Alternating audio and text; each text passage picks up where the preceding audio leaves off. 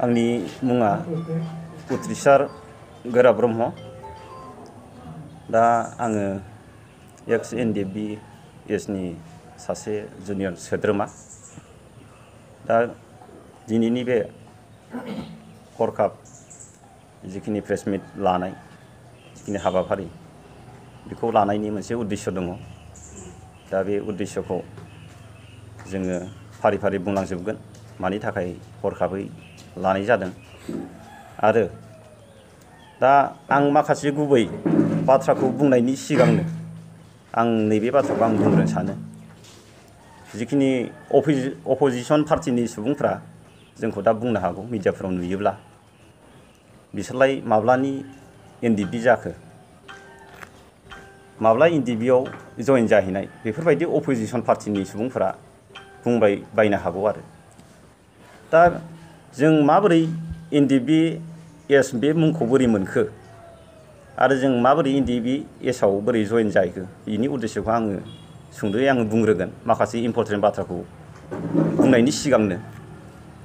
दा जेब्ला 27 जानुवारि 2020 बे थारिखआव जेब्ला NDB आरो एबसुजों लोगो नांनानै जयै मोनसे बर'नि जारिमिनारि बिटिआर एकर्डखौ खालामनानै लाबोनाय जादोंमोन।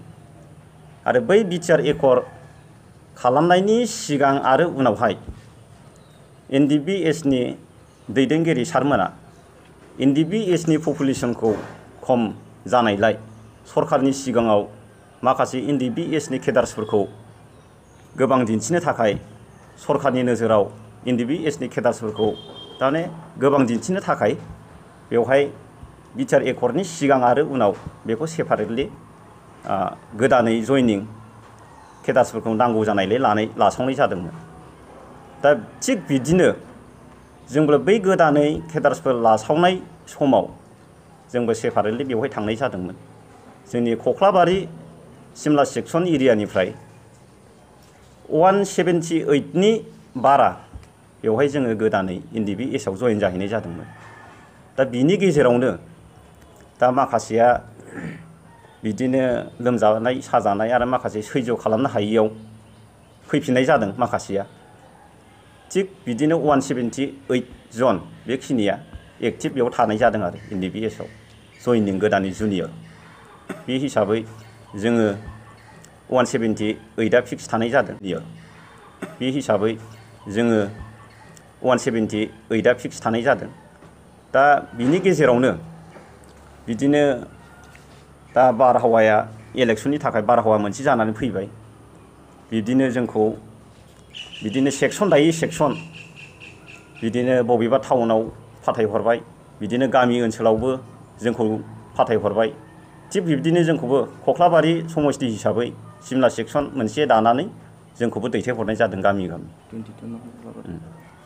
जोंबो दिनै गामि एरियायावनो जोंबो दा दंफैयो।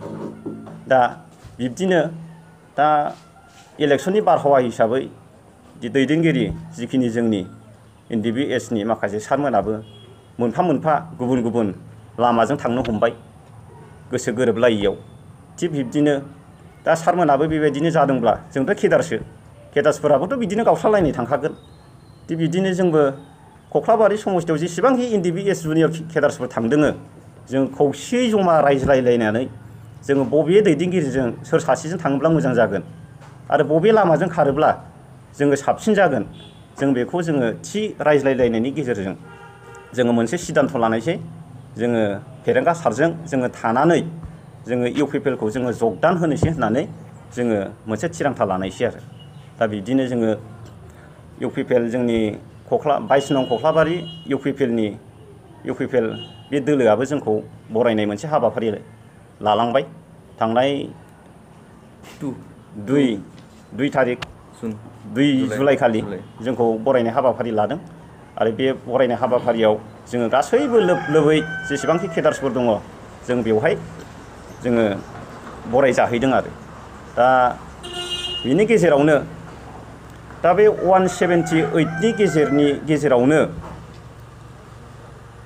130 जन केडार्सफोरखौ BPFआव जयेन जाहैबाय होननानै जोंनिनो सासे 54 बेचनि धनबीर औवारी होननाय राबां बर' बाजारनि बिथाङा आफादनि मुङा W दानसि। दा बिथाङा दाख्लै गाव हारसिं जयेन जाफैबाय BPF-आव। दा गाव हारसिं जयेन जाफैनायाव माखासे बाथ्रा नंथारैफोरखौ बियो फोसावलाबायनायखौ जों मिडियानि गेजेरजों नुनो मोन्दों। गावजों लोगोसे 130 जन NDBS केडार्स गोदानै थांनाय केडार्सफोरा जयेन जाफैजोब्बाय होननानै बियो मिडियानि गेजेरजों फोसावदों। नाथाय बिनि फोसावनाया 100% गोरोन्थि रं जादों आरो मिसा खोथाखौ बुंदों। जाहाथे बियो मिसा खोथाखौ बुंनानै BPF-नि नाथाय बिनि फोसावनाया 100% गोरोन्थि रं जादों आरो मिसा खोथाखौ बुंदों। जाहाथे बियो मिसा खोथाखौ बुंनानै BPF-नि लिडारफोरनि सिगाङाव फोसावना होयोब्ला मोजां मोनजागोन नामा, बे खोथाखौ बे उद्देश्यखौ लानाय जादोंमोन। बे हिसाबै बिनि जिखिनि बुंनाय बियो मिसलिया खोथा बुंदों आरो बिनि माखासे जिखिनि मिसलिया खोथा बुंनाय बिनि ओंखारबाय थानाय भइस बेखौ रावबो मिन्थियै रावबो गैया। बेजों रावबो थांनाय जायाखै आरो नैबेवहायनो दङ जोंनियाव जेसेबांखि कख्लाबारि 22 नं जेसेबांखि जोंनि सिमला सेक्सन हिसाबै केडार्सफोरनि मुं फारिलाइ दं बेवहाय दंजोबो फारि फारि। जोंनि एक्टिभ 178 केडार्सफोरनि गेजेराव नैबेवहाय 151 जना जोङो UPPLखौ जोङो सापर्ट खालामदों फेरेंखा सारजों थानानै। दा बिनि गेजेराव 27 जना 27 जना बिसोरो BPF-जों सावरायग्रा सारजों सापर्टआव थानाय जादों। दा बिनि गेजेरावनो दा 130 जन थांदों होननानै बुंदों। दा 130 जनाथ' जोङो नैबेवहायनो नुनो मोनबाय। दा बबेनि 130 जन केडार्सफोरा फैखो? बेवहायनो दंजोबो गासिबो मुं फारिलाइफोरा, गासिबो बेयावनो नायनो हागोन, बेयावनो प्रमान दंजोबो। दा बेफोराव जेसेबांखिनि नाम लिस्ट दङ थारमाने बियो सासेबो दाख्लै जिखिनि जयेन जादों BPF-आव बेयाव थांनाय जायाखै आरो बेयावनो दंजोबो। आरो जोङो जिखिनि BPF-आव जिखिनि जयेन जाहैदों बिसिनि मुं फारिलाइफोरखौ जोङो ओइदिनखालिनो सोरबा जोंनि ग्रुपनि मानसिया थांदों नामा जोङो तदन्थ लानाय जाजोबदों आरो सासे थांनाय जायाखै। बियो मिसलिया खोथा बुंनाय जादों आरो जों गासिबो खौसेयैनो दङ। दा जोङो नैबे धनबीर औवारी W दानसि होननानै बुङो आफादाव 54 बेचनि गोदानै जयनिं जाहैनाय बिनि सोमोन्दै जोङो फंनैसो बाथ्रा बुंथारनांगोन। जोङो फंनैसो बाथ्राखौ जों बुंथारनांगोन। माने बे धनबीर औवारी होननाया सिगां समाव UPPLआव बियो जयेन जाफ्लाफैदोंमोन आरो बियो राबां बर' बाजाराव जेब्ला UPPLनि जयनिं जादोंमोन जोंनि एक्स NDB-फोरखौ बरायनाय, बे बरायनायाव गासिबो लैहोर लैहोर फैजोबदों। खिन्थु गाव हारसिं गावल'थारसै, गावजों रावबोथ' लोगो गैला नालाय। बिदिनो आं हारसिं थायोब्ला बोरै जानो, आंबो नोंखायखौनो थांफ्लानानै बराय जाहैफ्लानोसै UPPLआव होननानै बियो फैफ्लानाय जादों ओइदिनखालि। बेखौ खिन्थु जोङो लेंहरनाय जायाखै।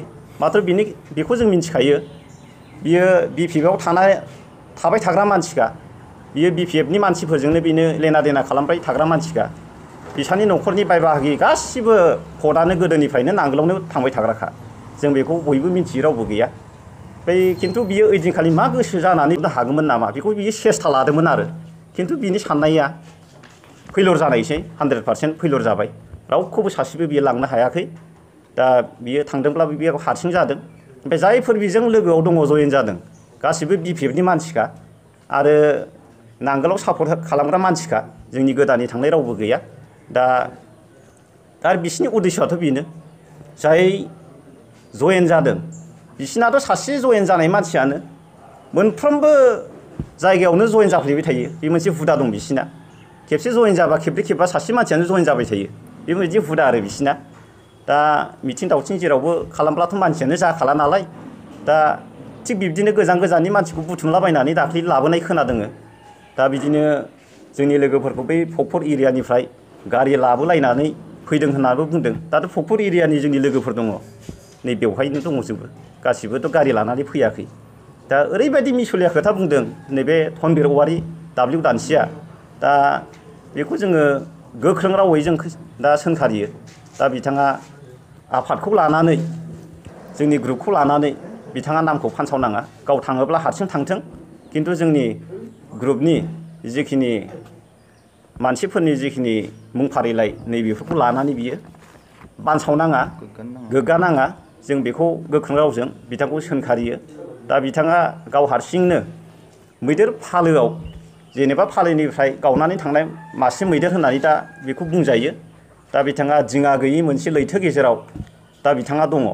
दा बिथांनि जिखिनि साननाय बे साक्सेस जाया होननानै जोङो 100% बिथांखौ जोङो सानना लाबाय आरो बिथांजों रावबो लोगो गैया।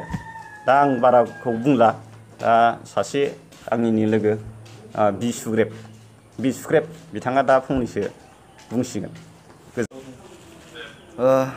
First of all, I would like to give a huge thanks to our Bodoland Radap and My Radap because of giving us a big time in this time of COVID-19.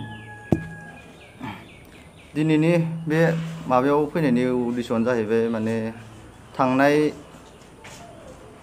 18 तारिखाव नै दाखालि थांनाय 18 तारिखाव दिनै साननै जाबाय 18 तारिख खालि बिथां थमबिर वारि बिथाङा जाहाथे माने जोंनि बारग' आफादनि मुं लानानै गावजों लोगोसेयै 135 जन जइन जाफादों। गावजों लोगोसे गारि लानानै जोङो ओंखाम लोगोसे लानानै फैदों। ओरै होनना बुंनाय खोथाया जोबोद गेजेरजों फोरमायनाया बहुद दुखुनांथाव जादों। मानो होनना बुङोबा बिथाङा ओरैबायदि मिसा खोथा बुंदो जों जोबोद लाजिनाय मोनदो।